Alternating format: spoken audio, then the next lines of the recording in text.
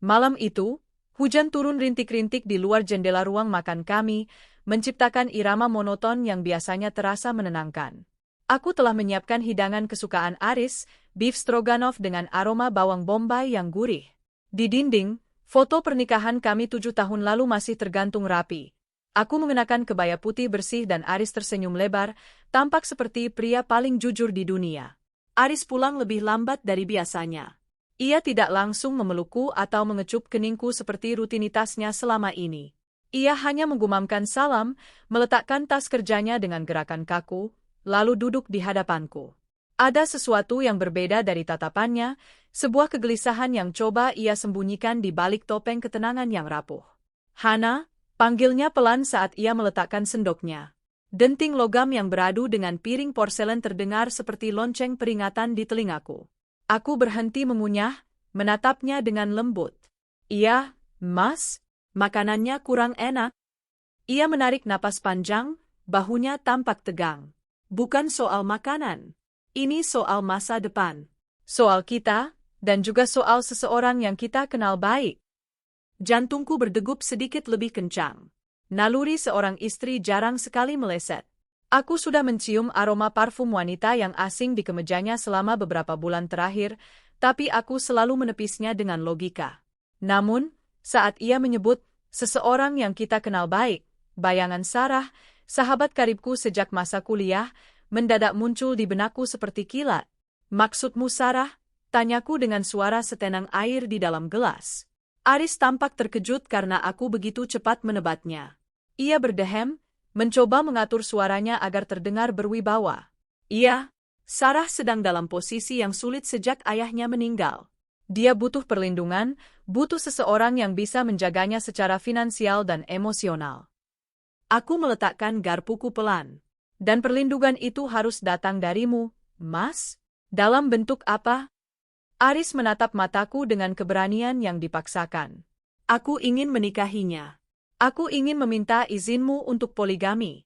Aku mencintainya, Hana, dan aku merasa bertanggung jawab atas kebahagiaannya. Tapi tenang saja, posisimu sebagai istri pertama tidak akan goyah. Kalimat itu meluncur dari mulutnya tanpa hambatan. Aku mencintainya. 3 kata itu terasa seperti pisau tumpul yang digesekkan perlahan ke dadaku. Yang membuatku lebih terpukul adalah fakta bahwa pengkhianatan ini melibatkan Sarah, wanita yang sering menginap di rumah kami, yang sering kubawakan bekal, dan yang selalu menjadi tempatku bercerita tentang kebahagiaan rumah tanggaku. Ternyata, saat aku memuji kebaikan Aris, Sarah sedang mencatat cara untuk memilikinya. Ruang makan itu mendadak terasa sempit. Namun, alih-alih meledak dalam tangisan atau melemparkan piring itu ke wajahnya, aku justru merasakan sebuah ketenangan yang dingin merayap di tulang belakangku. Aku teringat semua pengorbananku, bagaimana aku membangun perusahaannya dari nol dan merelakan karir arsitekku demi mengelola keuangannya. Aris menanti reaksiku. Ia mungkin berekspektasi aku akan histeris atau mengusirnya. Tapi aku justru melakukan sesuatu yang membuatnya membeku. Aku tersenyum. Sebuah senyuman yang sangat tipis, sangat manis, tapi tidak mencapai mataku. Poligami dengan Sarah ya, gumamku pelan. Jadi, selama ini waktu, lembur, itu sebenarnya dihabiskan bersamanya. Aris menunduk, tidak berani membantah. Diamnya adalah jawaban paling jujur yang pernah ia berikan. Kenapa kamu tersenyum, Hana? Kamu tidak marah? Tanya Aris dengan nada bingung sekaligus lega yang prematur. Aku menyesap air putihku perlahan. Marah hanya akan membuatku cepat tua, Mas. Dan aku tahu, jika seorang pria sudah bicara soal cinta untuk wanita lain, artinya hatinya sudah tidak lagi di sini. Menahanmu dengan amarah hanya akan membuatku terlihat menyedihkan. Aku melihat binar harapan di mata Aris. Dia mengira aku adalah istri yang pasrah demi mempertahankan martabat. Dia tidak tahu bahwa di balik senyum itu, aku sedang memetakan rencana besar. Jadi, kamu mengizinkan? Desaknya penuh semangat. Aku tidak bilang, ya, secara gratis, Mas, jawabku. Sebagai istri yang sudah mendampingimu selama 7 tahun, aku rasa aku berhak memberikan beberapa syarat. Syarat yang adil, tentu saja. Aris mengangguk cepat. Tentu. Apapun syaratnya, akan aku penuhi. Bagus kalau begitu, kataku sambil berdiri. Aku berjalan mendekatinya, meletakkan tangan di bahunya yang kaku. Malam ini, tidurlah di kamar tamu. Aku butuh waktu untuk merumuskan syarat-syarat tertulis itu. Besok pagi, kita bicara lagi sebelum kamu menemui calon istrimu itu. Aku berjalan menuju kamar utama, menutup pintu dengan tenang, dan menguncinya. Di dalam kegelapan, aku tidak menangis. Aku menatap pantulan diriku di cermin dan berbisik pada bayanganku sendiri. Selamat datang di permainan yang kamu mulai sendiri, Aris. Penyesalan adalah hidangan yang paling enak disajikan saat sudah dingin, dan aku akan memastikan kamu memakannya sampai habis. Sinar matahari pagi menyusup melalui celah gorden, namun tidak ada kehangatan yang kurasakan. Aku terbangun dengan kepala yang sangat jernih. Tidak ada mata sembab, tidak ada sisa isak tangis. Di atas meja rias, selembar kertas berisi poin-poin, mahar penyesalan, sudah tertulis rapi. Aku mematut diri di cermin, memulaskan lipstik merah yang sedikit lebih berani dari biasanya. Hari ini, peran sebagai istri yang terluka namun pasrah, dimulai. Saat aku turun ke dapur, Aris sudah duduk di meja makan dengan wajah bimbang. Ia tampak tidak tidur semalaman. Di depannya hanya ada secangkir kopi hitam yang sudah dingin. Ketika ia melihatku datang dengan langkah tenang dan senyum tipis, ia tampak seolah melihat hantu. "Hana, kamu baik-baik saja?" tanyanya ragu. Suaranya serak, mencerminkan rasa bersalah yang masih tersisa di sudut hatinya, rasa bersalah yang akan segera kumanfaatkan. Aku tidak menjawab dengan kata-kata. Aku justru berjalan ke arahnya, menuangkan air putih segar ke gelasnya, lalu mengelus pundaknya dengan gerakan yang sangat lembut. "Aku sudah memikirkannya semalam, Mas. Jika memang Sarah adalah kebahagiaanmu, siapa aku hingga berani melawan takdir Tuhan?" Aris tertegun. Ia meraih tanganku, menggenggamnya erat seolah aku adalah orang suci yang baru saja turun dari langit. "Terima kasih, Hana. Aku tahu kamu wanita yang luar biasa. Aku janji, tidak akan ada yang berubah di antara kita. Kamu tetap ratu di rumah ini. Ratu di rumah yang sebentar lagi akan menjadi penjara bagimu," batinku sinis. "Tapi Mas," aku melepaskan genggamannya perlahan dan duduk di hadapannya, "aku punya satu permintaan kecil sebelum kita melangkah lebih jauh. Ini bukan untukku, tapi untuk ketenangan hatiku agar aku bisa menerima Sarah dengan tangan terbuka." Aris mengangguk cepat, matanya berbinar penuh kelegaan. "Apapun, Hana, sebutkan saja." Aku menyesap tehku perlahan, membiarkan keheningan membangun antisipasi. Aku ingin kita tidak melibatkan emosi negatif dalam proses ini. Aku ingin Sarah merasa disambut. Karena itu, aku ingin kita tetap terlihat seperti keluarga harmonis di depan publik sampai hari pernikahan itu tiba. Aku tidak ingin ada gosip yang menyudutkanmu atau Sarah. "Tentu, itu ide yang bagus. Aku juga tidak ingin ada keributan di kantor," jawab Aris antusias. Dia benar-benar mengira aku sedang melindunginya. Dia tidak sadar bahwa aku sedang mengisolasi dirinya dari bantuan luar. Dengan menjaga citra harmonis, Aris tidak akan mencari nasihat dari orang lain yang mungkin lebih waspada dariku. Aku kemudian menyodorkan sebuah amplop coklat. "Dan ini hanya sekadar prosedur administratif untuk syarat pertama yang kita bicarakan semalam. Aku ingin kamu membacanya nanti di kantor. Tentang transparansi aset." Aris menerima amplop itu tanpa curiga. "Aku akan membacanya. Terima kasih sudah mengerti, Hana. Kamu benar-benar luar biasa." Setelah Aris berangkat kerja, aku segera menghubungi Sarah. Aku tahu dia pasti sedang menunggu kabar dengan cemas di apartemennya. Saat panggilanku diangkat, suaranya terdengar bergetar, berpura-pura merasa bersalah. "Hana, maafkan aku. Aku tidak bermaksud." "Sudahlah, Sarah," potongku dengan nada yang dibuat semanis mungkin. "Mas Aris sudah menceritakan semuanya. Awalnya aku kaget, tapi setelah kupikir lagi, daripada dia dengan wanita lain yang tidak kukenal, lebih baik dengan sahabatku sendiri, kan? Kita bisa tetap dekat." Hening sejenak di seberang sana. Sarah pasti sedang berusaha mencerna apakah aku sedang menyindirnya atau benar-benar tulus.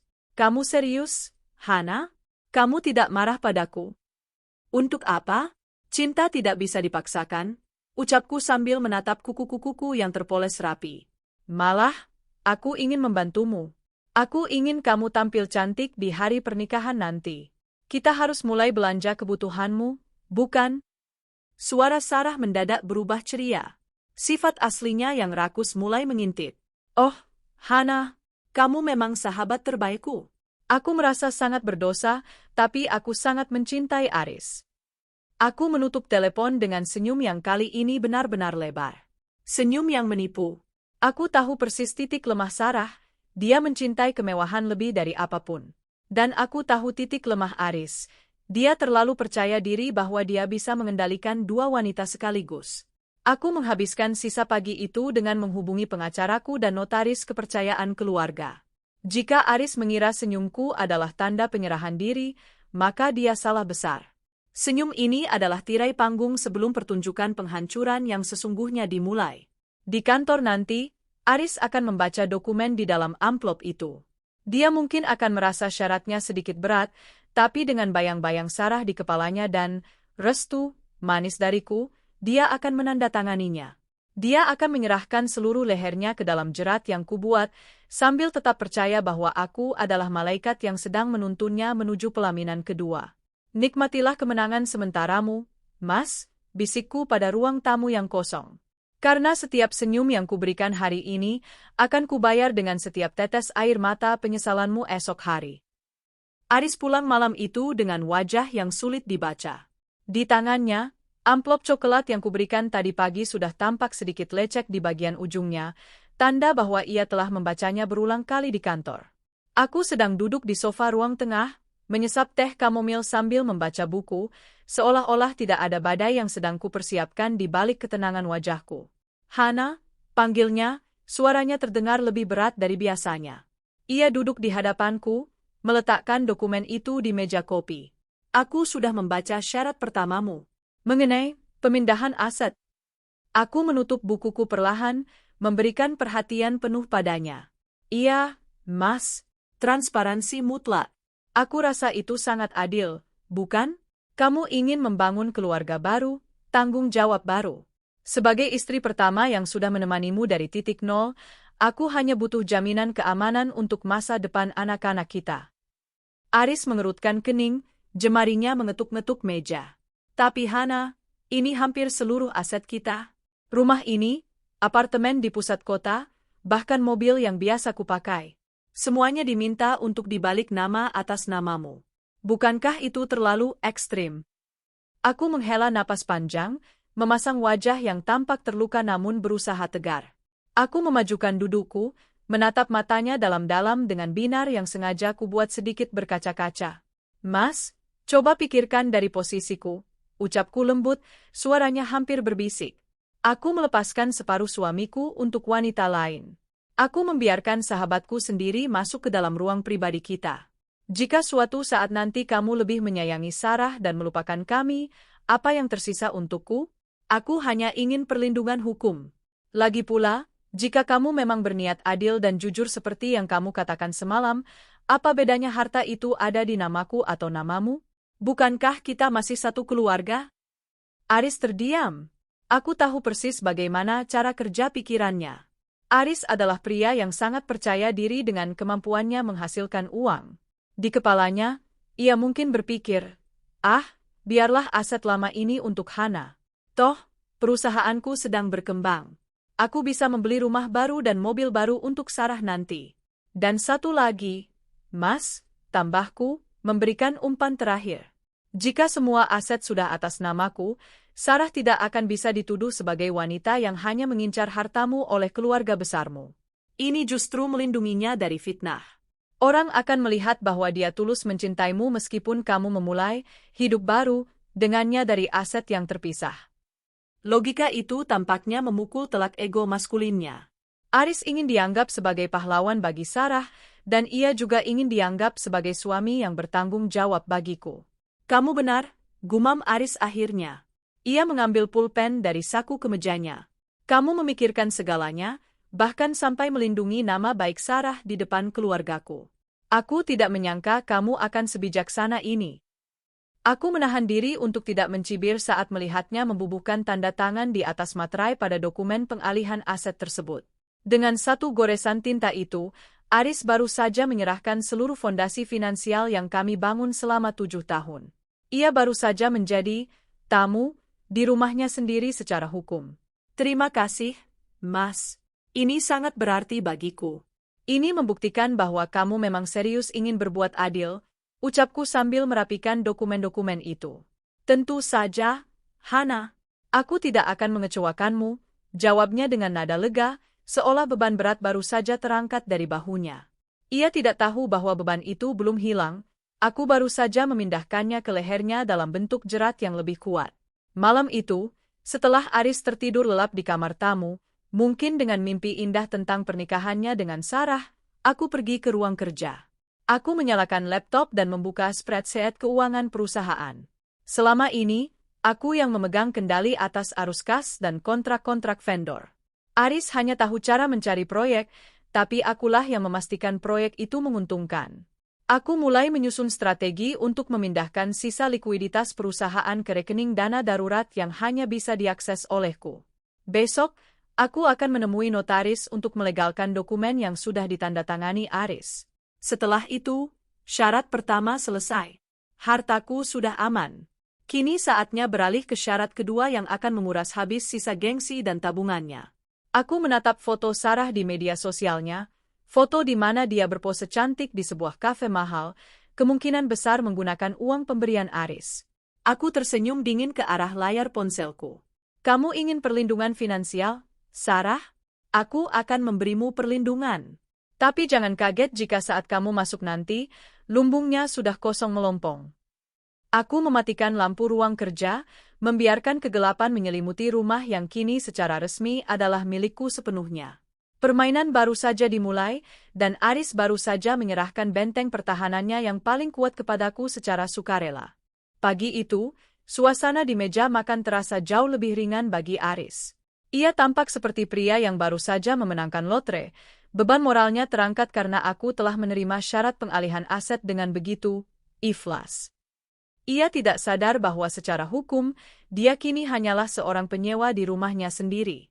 Hana, aku sudah menghubungi Sarah, ucap Aris sambil mengoles selai ke rotinya. Matanya berbinar. Dia sangat tersentuh mendengar betapa bijaksananya kamu. Dia bahkan menangis karena merasa tidak pantas mendapatkan kebaikanmu.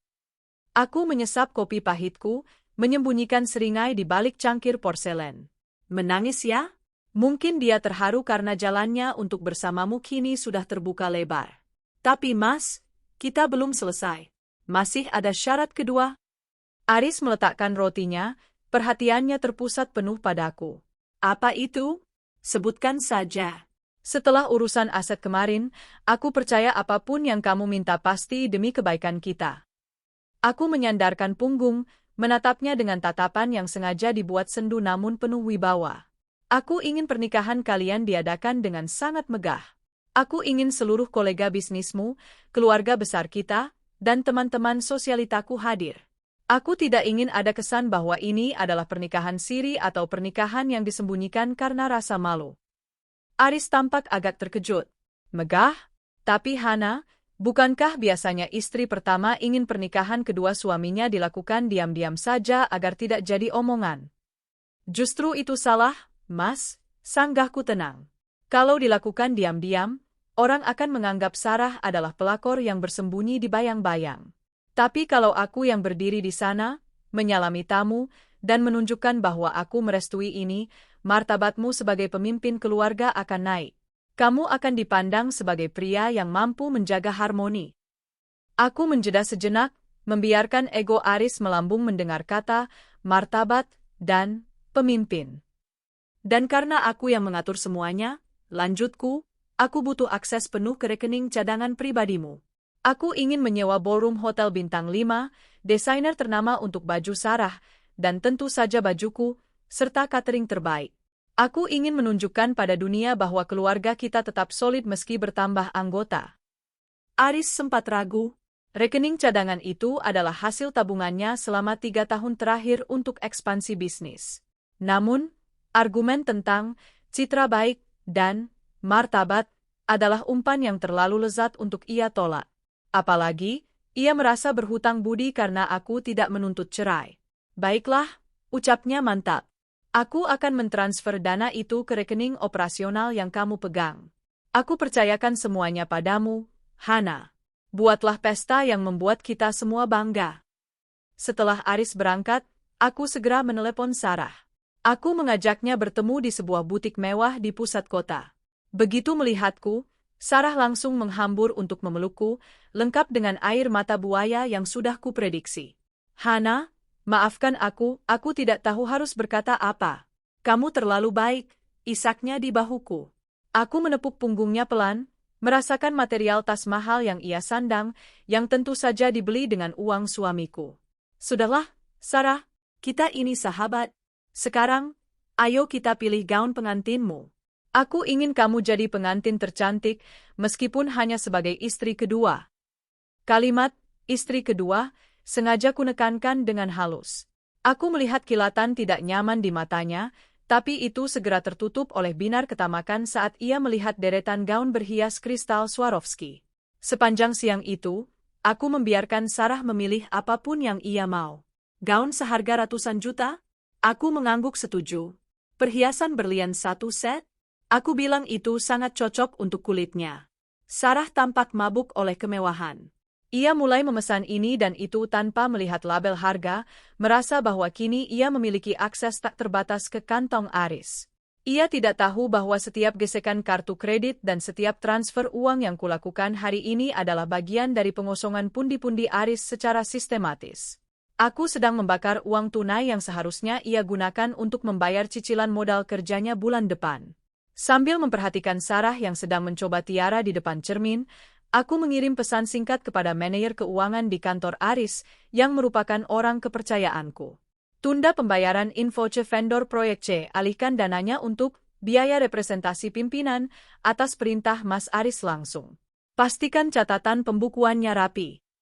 Dengan pesta megah ini, aku tidak hanya mempermalukan mereka secara perlahan di depan publik nantinya, tapi aku juga sedang memotong napas finansial perusahaan Aris.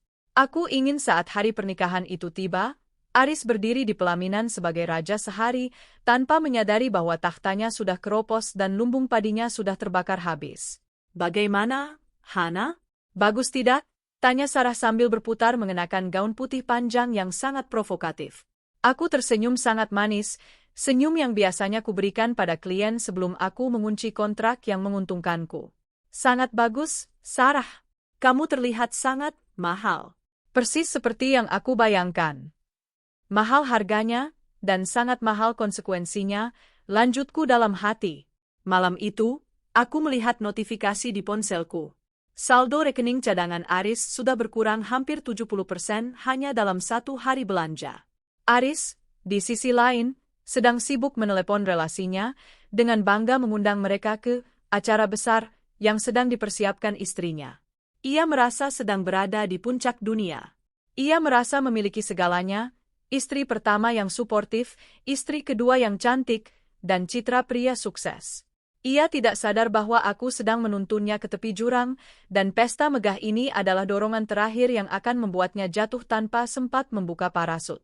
Rencana belanja besar-besaran yang kumulai di bab sebelumnya ternyata menjadi pintu masuk bagi Sarah untuk menunjukkan taringnya yang selama ini tersembunyi di balik kelembutan palsu. Aku sengaja menjadwalkan maraton persiapan pernikahan selama seminggu penuh.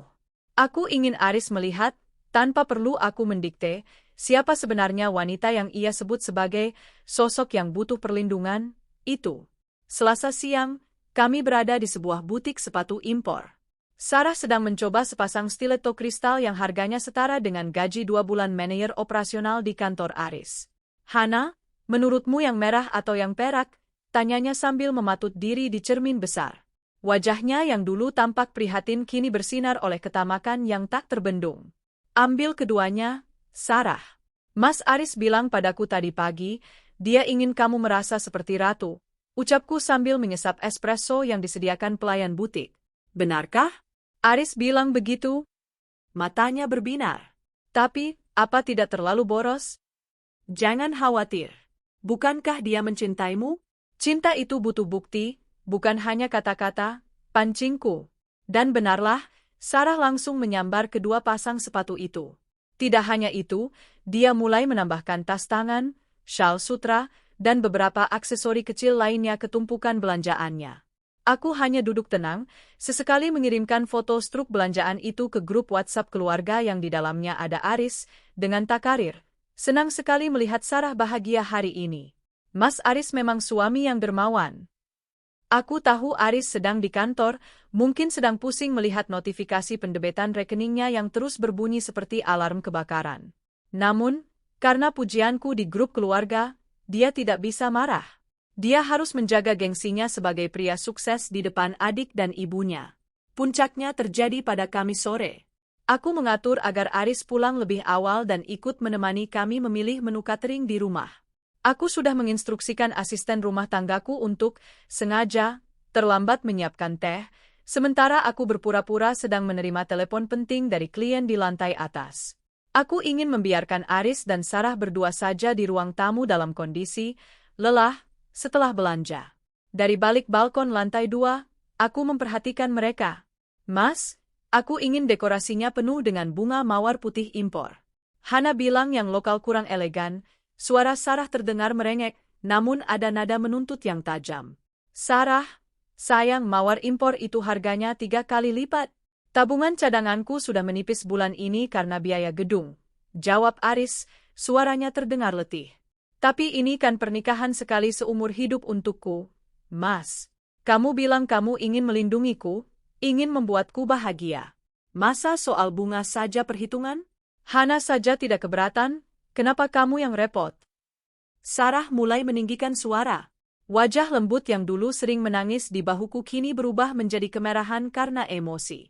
Bukan begitu, tapi pokoknya aku mau yang terbaik.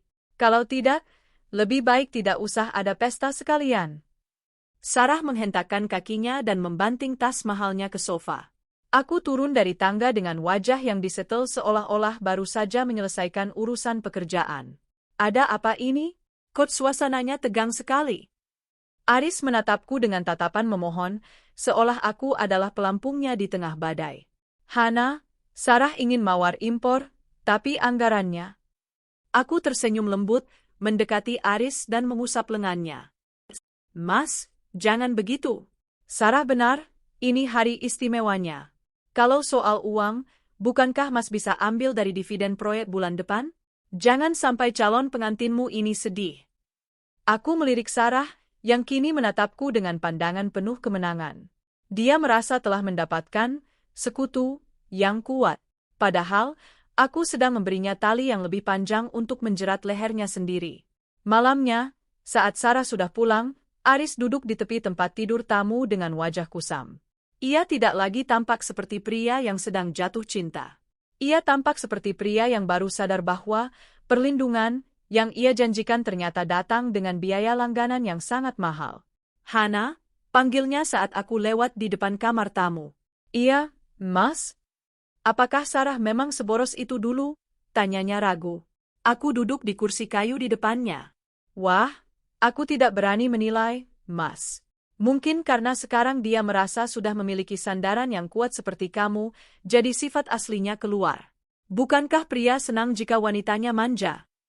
Aris terdiam lama.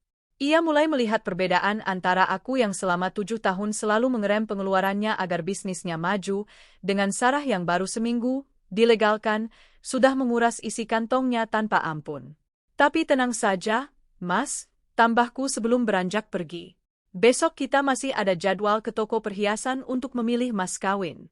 Sarah bilang dia ingin berlian dengan karat yang sama dengan milikku dulu. Aku sudah bilang padanya kalau kamu pasti tidak keberatan. Aku menutup pintu kamar tamu dengan pelan. Di balik pintu, aku bisa mendengar Aris menghela napas panjang yang terdengar seperti sebuah rintihan. Wajah asli Sarah sudah mulai terlihat, rakus, tidak peka, dan egois. Dan Aris? Dia mulai menyadari bahwa kecantikan Sarah yang dulu ia puja ternyata hanya kemasan luar dari sebuah lubang hitam yang siap menelan hartanya. Tapi dia tidak bisa mundur. Undangan sudah mulai dicetak, dan semua orang tahu bahwa dialah pria dermawan yang sanggup memanjakan 2 istri sekaligus. Permainan mental ini baru saja dimulai, dan Aris sudah mulai merasa sesak napas di dalamnya. Persiapan pernikahan yang megah itu kini terasa seperti sirkus yang menyesakkan bagi Aris. Wajahnya yang sebulan lalu cerah dengan gairah perselingkuhan, kini mulai kusam oleh tumpukan tagihan kartu kredit dan rincian catering yang membengkak. Di sisi lain, Sarah semakin menjadi-jadi. Dia mulai merasa memiliki hak penuh atas waktu dan dompet Aris, bahkan sebelum janji suci diucapkan. Inilah saat yang tepat untuk memasang jerat terakhir. Suatu sore, aku mengundang Aris ke ruang kerja. Aku sudah menyiapkan 2 cangkir teh hangat dan sebuah map biru tua yang elegan di atas meja. Di dalamnya terdapat dokumen hukum yang telah disusun rapi oleh pengacara kepercayaanku, dokumen yang akan menjadi penentu nasibnya. Mas, ini syarat terakhir dariku sebelum kalian akad nikah minggu depan.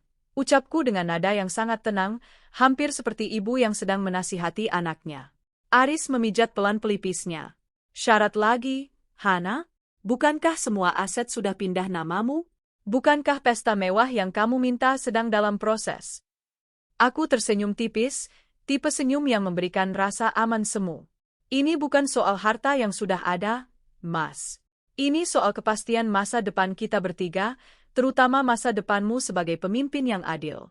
Aku ingin kita menandatangani perjanjian pranikah yang juga melibatkan aku sebagai istri pertama. Aris mengerutkan kening, meraih map itu dan mulai membacanya. Aku memperhatikan gerak-gerik matanya yang menyapu baris demi baris kalimat hukum yang kaku.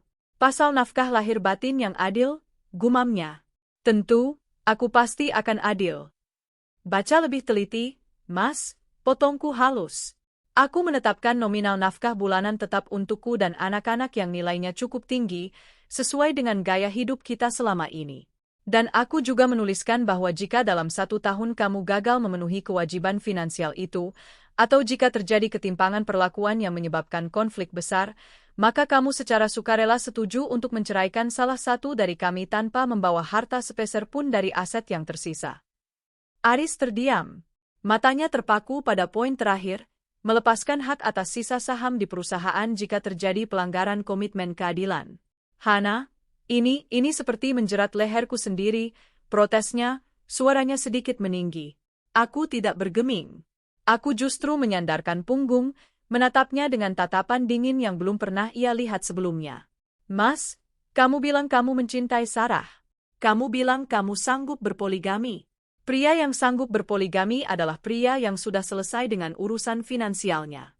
Jika kamu ragu bisa menafkahi kami berdua secara adil, mungkin niatmu untuk menikah lagi hanya nafsu belaka. Aku memajukan dudukku, memberikan tekanan mental. Dokumen ini adalah bukti di mata hukum dan Tuhan bahwa kamu benar-benar pria bertanggung jawab. Kalau kamu tidak berniat menelantarkanku, kenapa harus takut dengan sanksinya? Kecuali kamu memang berencana membuangku setelah mendapatkan Sarah. Umpan, ego pria bertanggung jawab, itu selalu berhasil. Aris benci terlihat lemah atau tidak mampu. Apalagi, dia masih merasa bahwa perusahaannya akan baik-baik saja, tidak tahu bahwa aku sudah mulai mengalihkan kontrak-kontrak strategis ke vendor baru yang berada di bawah kendaliku. Dan satu lagi, tambahkan aku. Sarah juga harus tahu soal ini. Dia harus sadar bahwa menjadi istri kedua bukan berarti dia bisa menguras habis apa yang menjadi hakku dan anak-anak. Jika dia setuju, artinya dia tulus mencintaimu, bukan uangmu. Malam itu, kami memanggil Sarah ke rumah. Di depan notaris yang sengaja kusewa untuk datang malam-malam, aku menjelaskan isi perjanjian itu. Wajah Sarah memucat saat mendengar nominal nafkah yang harus Aris berikan kepadaku setiap bulan sebelum sisanya boleh diberikan kepadanya. Tapi Hana, kalau begitu sisa uang untukku jadi sedikit dong, celetuk Sarah tanpa sadar, menunjukkan sifat aslinya lagi. Aris menoleh tajam ke arah Sarah.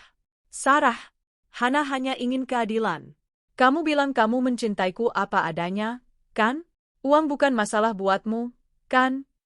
Sarah gelagapan. Ia terjebak dalam kata-katanya sendiri. Selama ini ia selalu berkata pada Aris bahwa ia hanya butuh cinta dan tidak butuh kemewahan, hanya agar Aris merasa iba padanya. Sekarang, kata-kata itu menjadi bumerang. Tentu saja, Mas, aku setuju saja selama kamu bahagia, Ucap Sarah dengan nada yang terpaksa manis, meski matanya menatap dokumen itu seperti melihat musuh. Satu persatu, mereka membubuhkan tanda tangan di atas materai.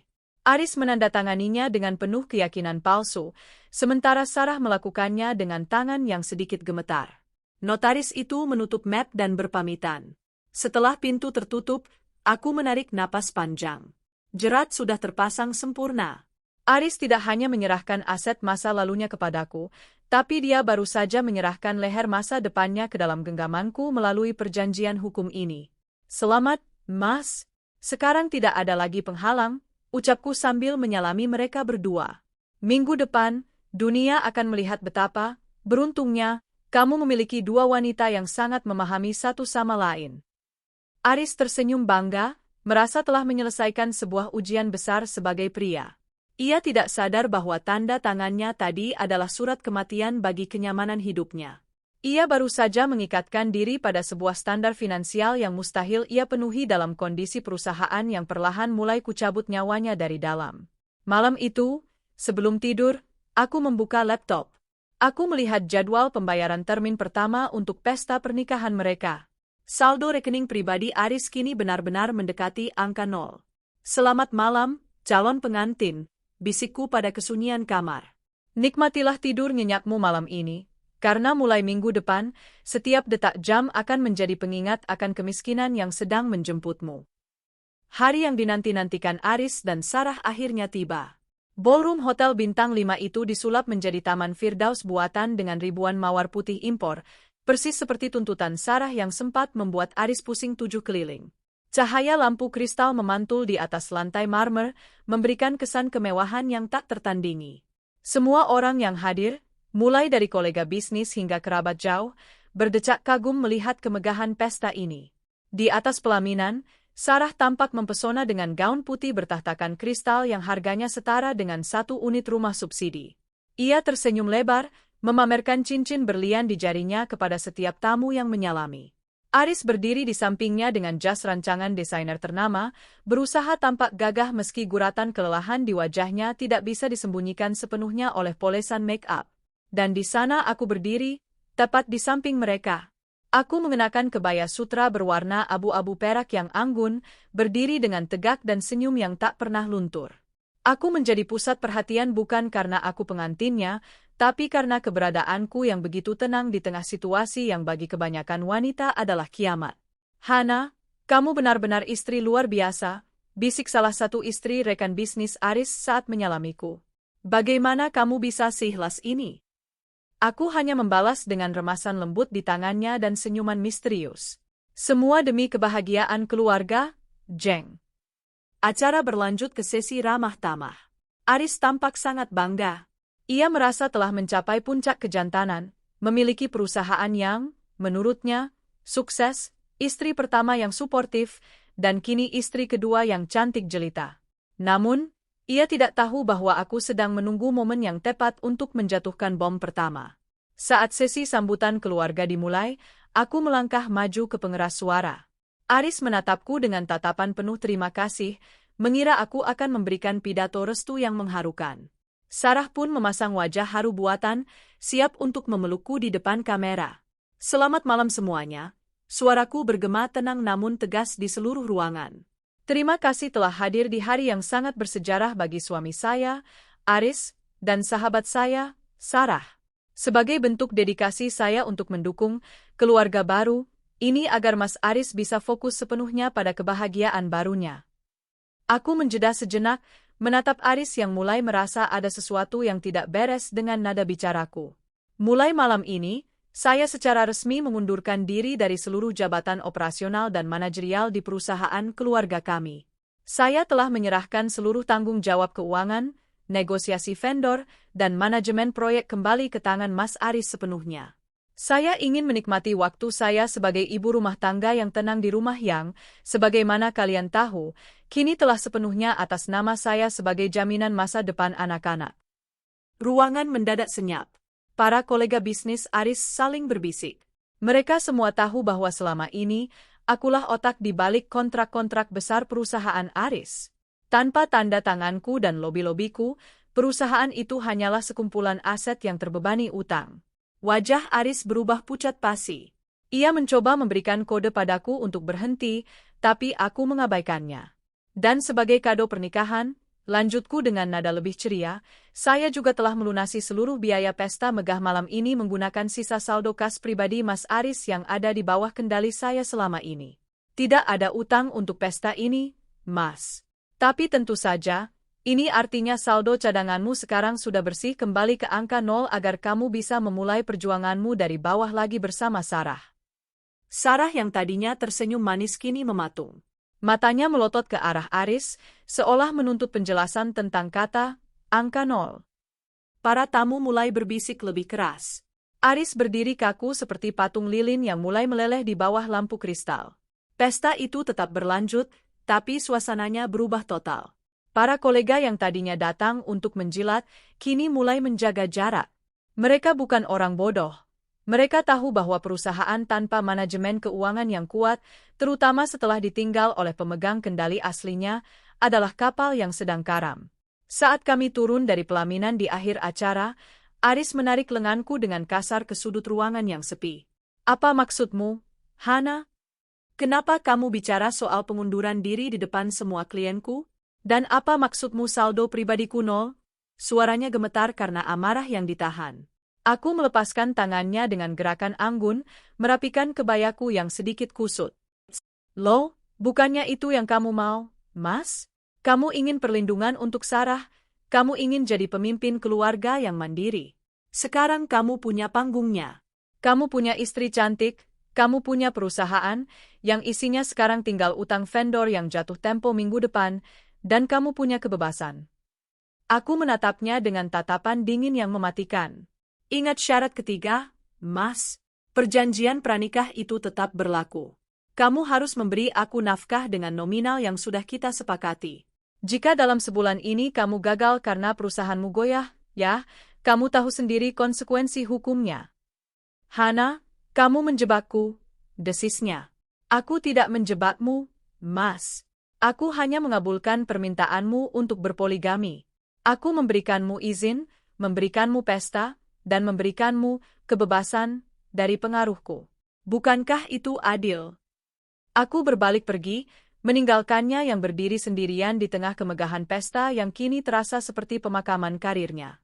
Di kejauhan, aku melihat Sarah sedang sibuk memarahi pelayan karena salah membawakan minumannya, tidak sadar bahwa mahkota yang baru saja ia kenakan terbuat dari es yang sedang mencair dengan sangat cepat. Malam itu, saat aku pulang sendirian ke rumahku, rumah yang kini hanya milikku, aku melepaskan semua perhiasanku dan menarik napas lega.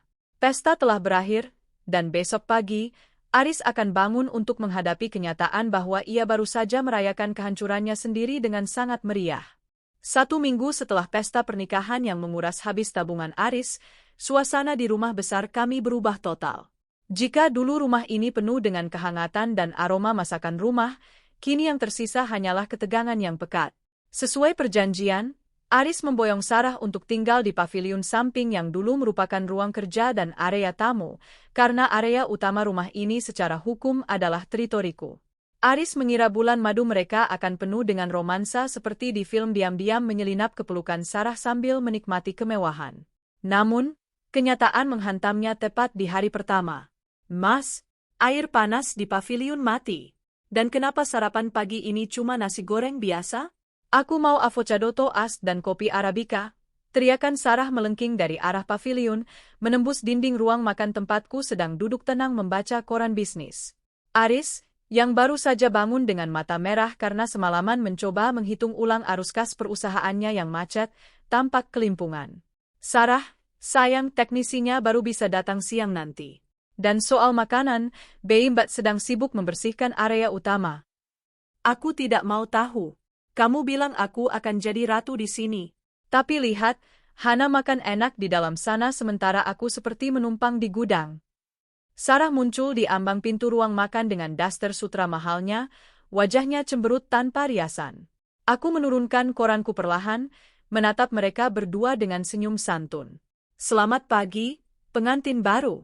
"Maaf, Sarah, Tapi Beimbak adalah asisten rumah tangga yang kugaji dengan uang pribadiku untuk mengurus kebutuhanku dan anak-anak. Karena kamu sekarang sudah jadi istri, bukankah seharusnya kamu mulai belajar mengurus keperluan suamimu sendiri? Itu bagian dari perlindungan dan pengabdian yang kalian bicarakan dulu, kan? Aris menatapku dengan tatapan memohon. Hana, tolonglah, jangan seperti ini. Sarah tidak terbiasa bekerja di dapur. Oh, tentu saja tidak masalah, Mas, jawabku enteng. Kalian bisa pesan layanan antar makanan setiap hari. Tapi ingat, tagihan kartu kreditmu bulan lalu sudah mencapai limit. Dan jangan lupa, tanggal 10 besok adalah jatuh tempo nafkah wajib untukku dan anak-anak sesuai perjanjian pranikah. Kamu sudah menyiapkannya, kan? Wajah Aris seketika pucat pasi. Ia tahu bahwa saldo di rekening operasional perusahaannya bahkan tidak cukup untuk membayar gaji karyawan bulan ini, apalagi memenuhi tuntutan nominal nafkahku yang tinggi. Penderitaan Aris tidak berhenti di situ. Di kantor, situasi menjadi semakin kacau. Tanpa kehadiranku yang biasanya menangani detail kontrak, para vendor mulai menagih pembayaran di muka karena mereka kehilangan kepercayaan pada Aris. Beberapa proyek besar tertunda karena izin yang selama ini kurus ternyata memerlukan tanda tangan tambahan yang sengaja kulupakan untuk dialihkan atas namanya. Setiap sore, Aris pulang ke rumah bukan untuk beristirahat, melainkan untuk menghadapi daftar keluhan Sarah yang tak ada habisnya. Mas, AC-nya berisik. Mas, tas yang kemarin kita lihat di mall itu kapan dibeli? Katanya mau kasih hadiah pernikahan kedua. Mas, kenapa Hana bisa beli mobil baru sementara aku pakai mobil lama? Sarah, yang selama ini hanya melihat sisi sukses Aris melalui pemberian-pemberian saat mereka berselingkuh, mulai menyadari bahwa pangerannya ternyata adalah seorang pria yang sedang diambang kebangkrutan. Cintanya yang sedalam lautan itu rupanya hanya sedalam dompet Aris. Malam itu, aku melewati paviliun dan mendengar suara pertengkaran hebat. Kamu bohong padaku, Aris. Kamu bilang kamu kaya. Kamu bilang Hana itu cuma ibu rumah tangga yang tidak tahu apa-apa. Tapi kenapa sekarang semua aset ada di namanya? Kenapa kamu seperti pengemis di rumah sendiri? Suara Sarah terdengar histeris. Cukup, Sarah. Aku sedang pusing. Aku baru saja mendapat surat teguran dari bank, bentak Aris. Ini pertama kalinya aku mendengar Aris membentak Sarah. Kalau kamu mau mewah, bantu aku. Jangan cuma bisa menuntut. Bantu apa? Aku menikah denganmu untuk dilindungi, bukan untuk hidup susah, balas Sarah. Aku berdiri di balik kegelapan taman, mendengarkan hancurnya fantasi mereka dengan hati yang sedingin es. Aris mulai melihat wajah asli, sahabatku, yang ia puja-puja. Seorang wanita yang hanya ada saat musim semi dan langsung menghilang saat badai datang. Aris keluar dari paviliun dengan langkah gontai, matanya menangkap sosokku yang sedang menyiram bunga di bawah sinar lampu taman. Ia mendekat, bahunya merosot, harga dirinya runtuh. Han? Suaranya parau. Bisa kita bicara? Aku butuh bantuanmu di kantor. Hanya kamu yang tahu cara melunakkan vendor-vendor itu. Aku mematikan keran air, menatapnya dengan tatapan yang seolah-olah penuh simpati namun menusuk. Mas, bukankah kamu sendiri yang bilang di depan semua orang bahwa aku sudah pensiun agar kamu bisa fokus pada keluarga barumu? Lagi pula, aku sedang sibuk mengatur jadwal liburanku dengan anak-anak ke luar negeri minggu depan. Menggunakan uang hasil dividen tahun lalu yang sudah kamu serahkan padaku, ingat. Aris ternganga. Ia baru sadar bahwa ia telah membuang berlian demi segenggam kerikil yang kini justru melukai kakinya sendiri. Bulan madu yang ia impikan telah berubah menjadi penjara penuh tagihan dan amarah. Dan aku baru saja memulai babak terbaik dalam hidupku. Selamat menikmati malam pengantinmu, Mas, ucapku manis sambil berlalu masuk ke dalam rumah yang hangat, meninggalkannya sendirian di tengah dinginnya angin malam dan teriakan tuntutan Sarah yang kembali terdengar dari dalam paviliun. 1 bulan telah berlalu sejak pesta pernikahan yang menguras habis harga diri dan harta Aris. Jika sebelumnya rumah ini adalah simbol kesuksesan, kini ia terasa seperti medan perang dingin yang mencekam. Aris tidak lagi pulang dengan langkah tegap, bahunya merosot, wajahnya kusam, dan matanya selalu menghindari tatapanku. Pagi itu, di tanggal 10 yang keramat, Aku duduk di meja makan dengan sebuah map transparan di hadapanku. Aris keluar dari paviliun dengan kemeja yang tampak belum disetrika rapi, tanda bahwa Sarah sama sekali tidak menyentuh urusan domestik suaminya. Pagi, Mas. Kopinya? Tanyaku dengan nada ceria yang sengaja ku buat kontras dengan suasana hatinya. Aris hanya bergumam pelan, duduk di kursi seberangku tanpa selera makan. Sebelum ia sempat menyentuh cangkirnya, aku menggeser map itu ke hadapannya. Ini rincian nafkah wajib bulan ini sesuai perjanjian pranikah kita, Mas. Ditambah tagihan kartu kredit atas nama perusahaan yang kamu gunakan untuk biaya tambahan dekorasi pernikahan kemarin. Totalnya sudah kusematkan di lembar pertama, ucapku tenang. Aris melihat angka di sana dan seketika wajahnya memucat, berubah menjadi abu-abu. Hana, tolonglah. Kamu tahu sendiri kondisi kantor sedang macet. Vendor-vendor itu, mereka mendadak kompak menagih pembayaran di muka. Aku belum bisa mencairkan termin proyek baru. Oh, ya? Aku berpura-pura terkejut. Bukankah kamu bilang kamu pemimpin yang hebat? Bukankah Sarah bilang kamu adalah pahlawan yang bisa melindunginya? Masa soal nafkah bulanan untuk istri pertamamu saja kamu angkat tangan? Mas, mana uang belanja mingguanku? Teriakan Sarah memecah ketenangan pagi. Ia muncul dengan wajah penuh kekesalan, memegang dompet kosong. Begitu melihatku, ia mendengus sinis. Hana, kamu pasti sengaja kan menyuruh pelayan tidak belanja bahan makanan di paviliun. Aku tersenyum tipis. Sarah, sudah kubilang berkali-kali. Mbak hanya mengurus area utama. Kamu punya dapur sendiri di paviliun, punya waktu luang seharian. Kenapa tidak belanja sendiri? Atau uang pemberian Aris sudah habis? Sarah menoleh tajam pada Aris. Mas, katanya kamu mau kasih aku jatah bulanan yang sama dengan Hana. Mana? Kemarin aku mau bayar cicilan tas baru, saldonya ditolak. Aris memukul meja dengan kepalan tangannya, membuat cangkir kopi bergetar. Bisa diam tidak, Sarah? Aku sedang pusing memikirkan gaji karyawan yang belum terbayar. Tas lagi, tas lagi. Kamu pikir aku ini mesin pencetak uang? Sarah tertegun. Ini adalah retakan besar pertama dalam hubungan cinta sejati mereka. Kamu membentakku? Demi wanita ini, ia menunjuk ke arahku dengan jari gemetar. Kamu bilang dia tidak penting lagi. Kamu bilang kamu hanya mencintaiku.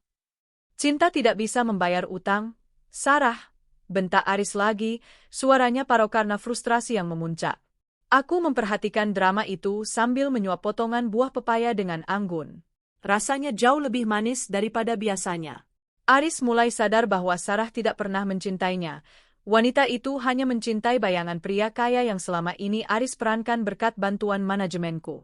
Tanpa aku di belakangnya, Aris hanyalah pria dengan ego besar namun kapasitas kecil. Siang harinya, Aris mendatangiku di ruang kerja pribadiku, ruangan yang dulu sering kami gunakan untuk merancang strategi bisnis bersama. Ia berlutut di samping kursiku, mencoba meraih tanganku.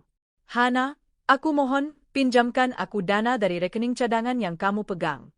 Hanya untuk menutup lubang di kantor bulan ini saja. Setelah proyek jalan, aku akan kembalikan 2 kali lipat, pintanya dengan suara parau, hampir menangis. Aku menarik tanganku perlahan, menatapnya dengan pandangan kosong. Mas, kamu lupa? Rekening itu sudah berpindah tangan sebagai bagian dari syarat transparansi aset. Dan menurut hukum, itu sekarang adalah tabungan pendidikan anak-anak kita.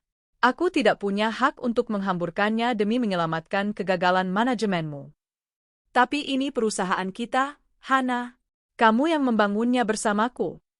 Dulu, Mas, sebelum kamu memutuskan untuk membangun istana baru dengan Sarah, kamu yang memilih untuk berjalan sendiri, maka berjalanlah sampai akhir, jawabku dingin.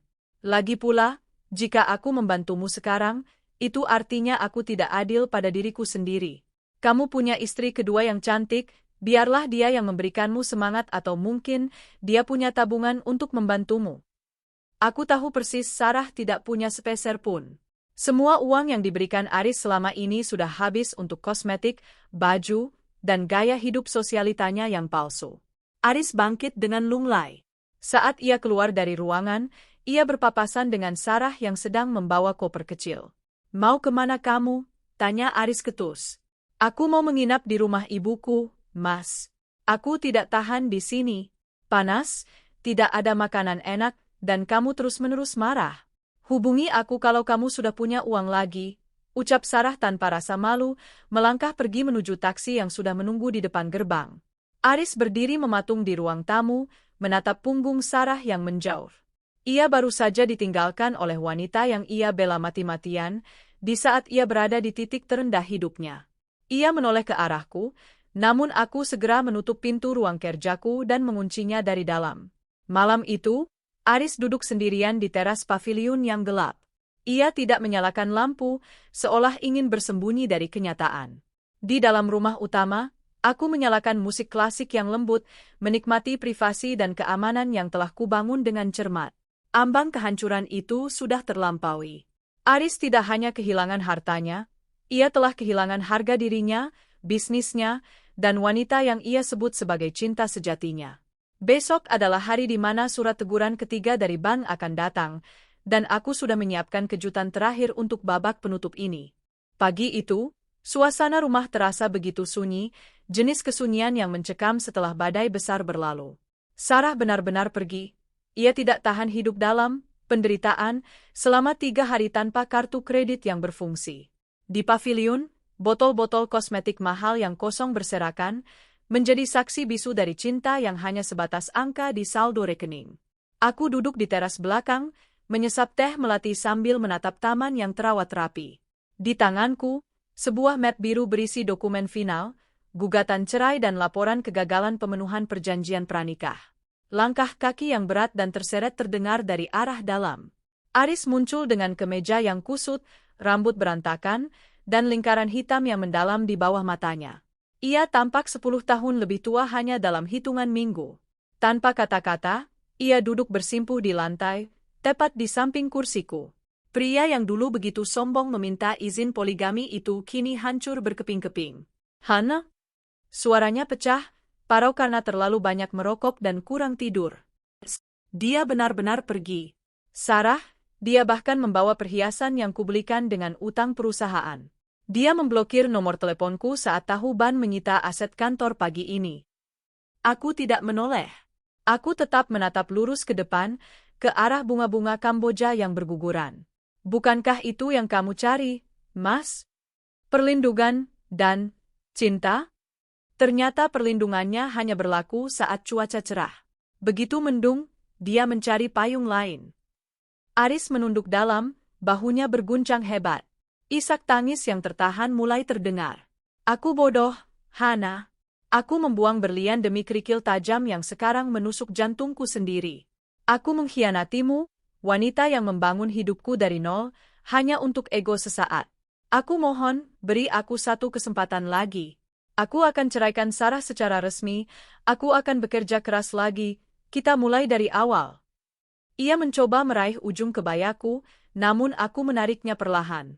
Aku meletakkan map biru itu di pangkuannya. Baca itu, Mas, ucapku dingin. Aris membukanya dengan tangan gemetar. Matanya menyapu baris demi baris. Gugatan cerai? Tapi Hana, aku sudah menyesal. Aku sudah sadar. Menyesal karena kamu kehilangan segalanya, Mas, bukan karena kamu menyadari betapa sakitnya hatiku saat kamu meminta izin untuk berselingkuh secara legal, jawabku tajam. Aku berdiri, menatapnya dari ketinggian posisiku. Syarat-syarat yang kuberikan dulu, aset, pesta megah, perjanjian pranikah, semuanya bukan karena aku serakah. Itu adalah cermin. Aku ingin kamu melihat siapa dirimu tanpa aku, dan siapa Sarah sebenarnya saat kamu tidak punya apa-apa. Aku menarik napas panjang, merasakan beban bertonton terangkat dari dadaku. Kamu gagal memenuhi nafkah wajib bulan ini. Perusahaanmu kolaps karena egomu sendiri. Secara hukum, sesuai perjanjian yang kamu tanda tangani dengan bangga di depan notaris, kamu harus keluar dari rumah ini tanpa membawa apapun kecuali pakaian di badanmu. Hana, jangan sekejam ini, kemana aku harus pergi? Aku tidak punya uang sepeser pun, ratapnya. Pergilah ke tempat yang kamu sebut, cinta sejati, itu, Mas. Bukankah cinta bisa mengalahkan segalanya? Cari Sarah, Tanyakan padanya apakah dia mau menerimamu di kos-kosan sempit dengan tumpukan utang, sindirku pedas. Aris menangis meraung-raung, bersujud di kakiku. Namun, hatiku sudah menjadi baja. Aku teringat malam-malam saat aku menangis sendirian di kamar ini sementara dia tertawa bersama Sarah di hotel mewah menggunakan uang hasil kerjaku. Aku teringat bagaimana mereka merencanakan masa depan di atas puing-puing perasaanku. Waktu habis, Mas. Truk pengangkut barang-barang pribadimu sudah menunggu di luar gerbang. Satpam akan mengantarmu keluar, kataku sambil berjalan masuk ke dalam rumah. Di ambang pintu, aku berhenti sejenak dan menoleh. Oh, satu lagi. Terima kasih sudah memberiku izin untuk menjadi wanita yang jauh lebih kuat. Penyesalanmu adalah mahar paling berharga yang pernah kuterima. Tapi sayangnya, mahar itu tidak bisa membeli kembali tempatmu di hatiku. Aku menutup pintu kaca besar itu dan menguncinya. Klik. Dari balik kaca, aku melihat Aris berdiri dengan gontai. Ia berjalan menuju gerbang dengan tas ransel tua, satu-satunya hal yang tersisa darinya. Di luar, dunia tidak peduli pada kehancurannya. Ia melangkah keluar dari istana yang ia sia-siakan, menuju ketidakpastian yang ia ciptakan sendiri. Aku menarik napas lega. Aku berjalan menuju kamar anak-anak, mencium kening mereka yang sedang terlelap, lalu duduk di meja kerjaku. Aku membuka laptop, melihat saldo rekening yang aman, dan mulai merancang proyek arsitektur baruku sendiri. Cerita tentang Aris dan Sarah telah selesai. Bagiku, ini bukan sekadar tentang pembalasan, tapi tentang mendapatkan kembali kendali atas hidupku. Aku tersenyum pada bayanganku di jendela, senyum yang kali ini benar-benar tulus, karena aku tahu, di luar sana, Aris akan menghabiskan sisa hidupnya dengan bayang-bayang penyesalan yang takkan pernah padam. Tamat.